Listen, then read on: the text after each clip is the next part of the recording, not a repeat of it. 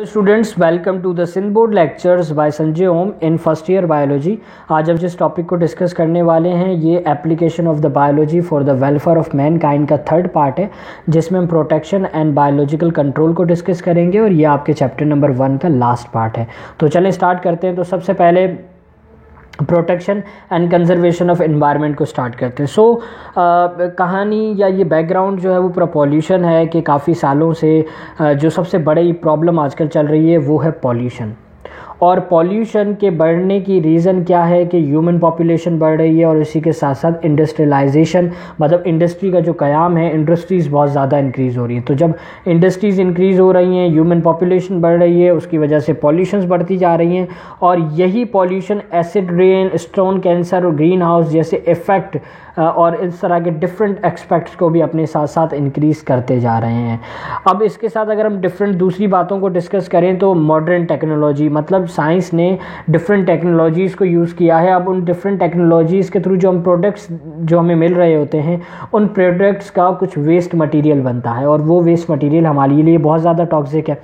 और यही toxic waste material क्या कर रहा होता है कि जब वो उसे ऐसे एक्सक्रीट आउट कर देते हैं या फिर किसी प्रॉपर मेथड के थ्रू से एक्सक्रीट आउट नहीं करते, तो फिर वो ही वेस्ट प्रोडक्ट्स आपको पोल्यूट करते हैं एयर को, लैंड को और इसी के साथ साथ वाटर को। और ये तमाम वेस्ट प्रोडक्ट ना सिर्फ इन 3 चीज़ों को पॉल्यूशंस की तरफ लेकर जा रहे होते हैं, पर इसी के साथ साथ जब ये पॉल्यूशंस इंक्रीज़ हो जाती है तो वो ना सिर्फ ह्यूमन लाइफ के ऊपर अपना इम्पैक्ट प्रोड्यूस करती है, बट इसी के साथ साथ वो डिफरेंट लिविंग ऑर्गेनिजम्स के ऊपर भी अपना इम्पैक्ट प्रोड्यूस कर रही होती हैं। अब अगर हमें इन पॉल्यूशंस की जितनी भी कॉजेज़ हैं या जो भी पॉल्यूशन के रीज़न्स हैं उनको सही करना है, उनको इम्प्रूव करना है, तो हमें इफ़ेक्टिव बायोलॉजिकल मेजर्स यूज़ करने पड़ेंगे। लेकिन उसके लिए हमें सबसे पहले आइडेंटिफाई करना है डिफरेंट सोर्सेस को जो पॉल्यूशंस को कॉज कर रही हैं और वो टेक्निक यूज़ करनी है जो पॉल्यूशन को रिड्यूस करे और इसी के साथ साथ हमें मदद दे इन तमाम पॉल्यूशन के कॉजेज़ को या फिर इन सोर्सेस को बनने से। तो हमें इन चीज़ों को देखना पड़ेगा ताकि हम अपने एनवायरनमेंट को अच्छे तरीके से प्रोटेक्ट कर सकें। अब हम बात करते हैं कंजर्वेशन पे। अब अगर हम बात कंजर्वेशन पे करते हैं तो कंजर्वेशन में जैसे कि मैन की या इंसानों की कुछ एक्टिविटीज़ हैं, जिसमें एक एक्टिविटी जो है वो है इंडस्ट्रियलाइजेशन और दूसरी है डिफॉरेस्टेशन का मतलब होता है कि फॉरेस्ट को ख़त्म करना, प्लांट्स को काट देना। वो किसी भी मकसद की वजह से हो सकता है, मतलब वहाँ पे कोई बिल्डिंग बनानी है या फिर कोई आबादी या फिर कोई कॉलोनी वगैरह, और इसी के साथ साथ इंडस्ट्रीज़ का बहुत ज़्यादा बनाना। और ये इंडस्ट्रीज़ या ये डिफॉरेस्टेशन क्या कर रहे हैं, डिस्टर्ब कर रहे हैं हमारी नेचर के बैलेंस को, और वो फिर हमारे लिए बहुत ही ज़्यादा ऐसे ख़तरनाक रिजल्ट्स प्रोड्यूस करें। और यहाँ पर जो ये वर्ड है कैटास्ट्रॉफिक, इसका मतलब है ख़तरनाक रिजल्ट। तो हमें अगर अपने इकोसिस्टम को स्टेबल करना है, बैलेंस करना है, मेंटेन करना है, तो हमें क्या करना होगा, हमें प्रोटेक्ट करना होगा, कंजर्व करना होगा एनिमल्स को, एनिमल्स के साथ साथ एनिमल और प्लांट्स की स्पीशीज़ को, और फॉरेस्ट और पार्क्स को हमें कंजर्व करना पड़ेगा। हमें उन्हें जो है उनकी पार्क्स को कैसे कंजर्व करेंगे, हमें सॉइल एरोजन्स को या फ्लोटिंग को रिड्यूस करना पड़ेगा। और इसी के साथ साथ कुछ साइंटिफिक वैल्यू है जो हमें इंफॉर्मेशन देती है अबाउट द प्लांट्स और इसके मेडिसिनल या फिर इसकी इंपॉर्टेंस के बारे में। तो हमें चाहिए कि हम प्लांट्स को इतना ज़्यादा जो है वो कट ना करें और जितना हो सके हम प्लांट्स को ग्रो करें, क्योंकि यही प्लांट्स हैं जिनसे डिफरेंट मेडिसिन्स बनती हैं। जैसे कि अगर हम बात करें किसी भी मेडिसिन की, तो वो सबसे पहले कोई भी मेडिसिन वो प्लांट से ही एक्सट्रैक्ट आउट हुई है और उसके बाद अभी डिफरेंट उसकी सिंथेटिक फॉर्म बनाए जा रहे हैं, लेकिन सबसे पहले वो प्लांट से ही एक्सट्रैक्ट आउट हुई है। इसी तरीके से डिफरेंट मेडिसिन हैं जो कि आजकल हम यूज़ करें वो सारी प्लांट्स से हैं। तो हमें प्लांट्स की बहुत ज़्यादा मतलब नीड भी है और यही प्लांट्स हमारे लिए बहुत ज़्यादा इंपॉर्टेंस भी रखते हैं। तो हमें प्लांट्स को भी जो है वो कंजर्व करना है और इन्हें प्रोटेक्ट करना है। इसके बाद next concept, the concept of biological control and integrated disease management. ये एक ऐसा तरीका है, ये एक ऐसा मेथड है, अगर हम आपकी बुक्स की लाइन्स को देखें तो वो कुछ ऐसा कह रहे हैं कि पैथोजन का मतलब ऐसे माइक्रो ऑर्गेनिजम्स, ऐसी चीज़ें जो ह्यूमन बीइंग के अंदर या फिर एनिमल की किसी भी स्पीशीज़ के अंदर या प्लांट की स्पीशीज़ के अंदर डिजीज़ कॉज करें, तो उन्हें पैथोजेंस कहा जाता है। तो आजकल के कुछ नेचुरल प्रोसेसेस हैं जो पैथोजेंस के अगेंस्ट कॉम्बैट, मतलब लड़ने में काफ़ी हेल्पफुल है।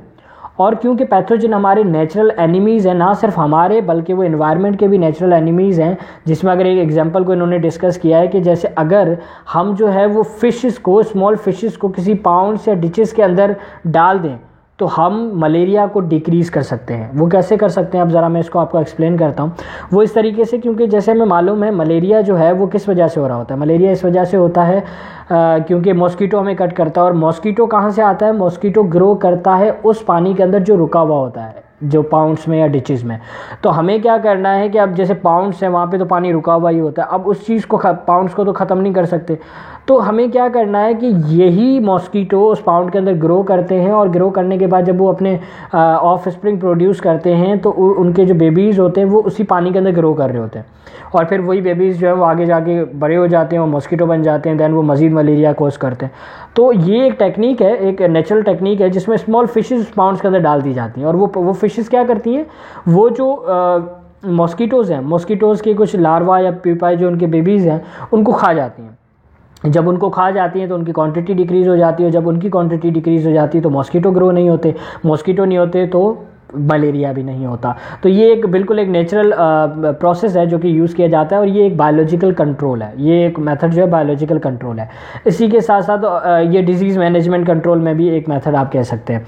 इसी के साथ साथ प्लांट्स ग्रो हो, हमें ऐसी जगह पर प्लांट्स ग्रो करने चाहिए जहाँ पर पैथोजन ग्रो ही ना कर पाए, जहाँ पे पैथोजन जो है उसके लिए वो एनवायरनमेंट सूटेबल ना हो। तो हमें क्या करना चाहिए, प्लांट्स को ऐसी जगह ग्रो करना चाहिए जहाँ पे पैथोजन के कम से कम चांसेस हो, और यही प्लांट्स जो हैं वो हमें डिफरेंट डिजीज़ से भी बचा रहे होते हैं, और इनका कंट्रोल, और ये बहुत ज़्यादा इफ़ेक्टिव है, और ये हमें डिफरेंट डिजीज़ से बचाने के साथ साथ हमारे एटमॉस्फेयर को भी बहुत ज़्यादा पॉल्यूशन से बचा रहे होते हैं। कार्बन डाइऑक्साइड को इनटेक करते हैं, ऑक्सीजन को निकाल देते हैं, तो ये काफ़ी ज़्यादा हमारे लिए बेनिफिशियल है। इसी के साथ साथ हमें क्या करना चाहिए कि हमने देखा होगा कि पाकिस्तान के अंदर एक कल्चर है कि एक ही ज़मीन पर सिर्फ एक ही फसल उगाई जा रही है, मतलब एक स्पेसिफिक एरिया के अंदर अगर कपास या फिर गंदम है तो बस कपास या गंदम है। उनको चाहिए कि वो क्रॉप रोटेशन करें। क्रॉप रोटेशन का मतलब होता है कि डिफरेंट फसलें उगाएं एक ही ज़मीन पर। उससे क्या होगा, जो सोयल है, सोयल की फर्टिलिटी, ज़मीन की फर्टिलिटी भी इंक्रीज़ हो जाएगी, और इसी के साथ साथ पैरासाइट्स जो हैं वो भी कम हो जाएंगे, और नाइट्रोजन फिक्सिंग बैक्टीरिया जो है रूट नोड्यूल्स के अंदर भी इंक्रीज़ हो जाएंगे,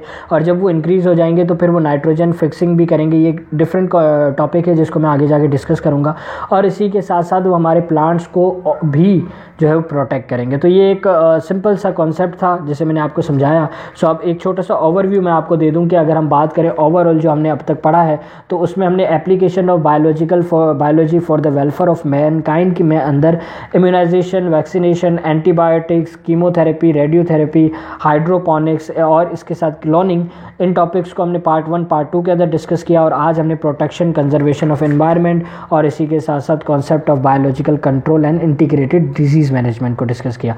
तो आई होप कि आपको ये वीडियो जो है वो अच्छे तरीके से समझ भी आई होगी और आपके लिए ये हेल्पफुल भी रहेगी। Kindly subscribe my channel, and आपको कोई भी सवाल हो आप मुझे व्हाट्सएप पे भी पूछ सकते हैं। इसी के साथ साथ मेरे कमेंट बॉक्स में भी ज़रूर पूछिएगा। Kindly like and share this video with your friends and also subscribe it. Thank you.